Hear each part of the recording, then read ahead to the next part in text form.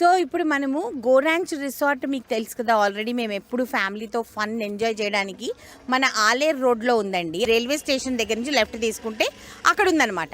అయితే అక్కడికి వెళ్ళినప్పుడు వాళ్ళు నాకు ఏం చెప్పారంటే, we have another plantation that is go valley, పక్కనే ఉందండి, మేము ఎప్పటి నుంచో దాన్ని డెవలప్ చేస్తున్నాము అని అంటే, అప్పుడు నేను అడిగాను అనమాట, ఇన్వెస్ట్ చేయొచ్చా అండి అని అన్నా.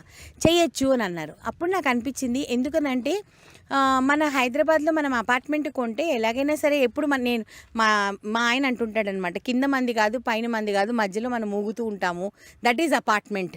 సో అది మన ఓన్ అనేది ఎప్పుడు చెప్పుకోకూడదు, అది ఉండడానికి కోసం మనం కొనుక్కుంటాం అంతవరకే అని చెప్పి. ఎంతో కొంత చిన్న భూమి మనకు ఉండాలి ఎప్పుడు. ఎందుకంటే మా నాన్న చెప్తారనమాట, ఏదన్నా మోసం చేస్తుంది కానీ భూమిని నమ్ముకుంటే మోసం చేయదంట.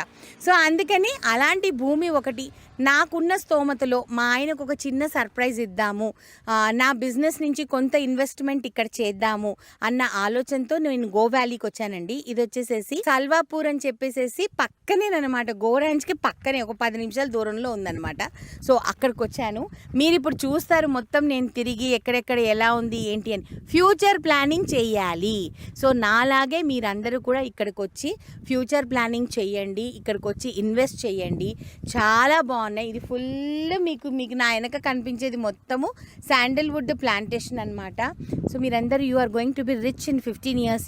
I want to become rich, you also become rich. ఓకేనా? ఎందుకునంటే కొంచెం పైసలు లేకపోతే రేపొద్దున ఎవరు చూడ్డు మనల్ని మనమే సంపాదించుకోవాలి. అప్పుడే మనం నేను కొనుక్కుందాం అనుకునేటప్పటికి 3 కార్లు వచ్చే తిప్పు, వాళ్ళన్నీ కొనేసుకుంటే మనం ఏం కొనుక్కుంటాం? 3 కార్లు వచ్చేసాయండి, వీళ్ళు కూడా కొనేసుకుంటారేమో. ముందు మనం లోపలికి వెళ్ళి మనం కొనుక్కుందాం. ఓకేనా?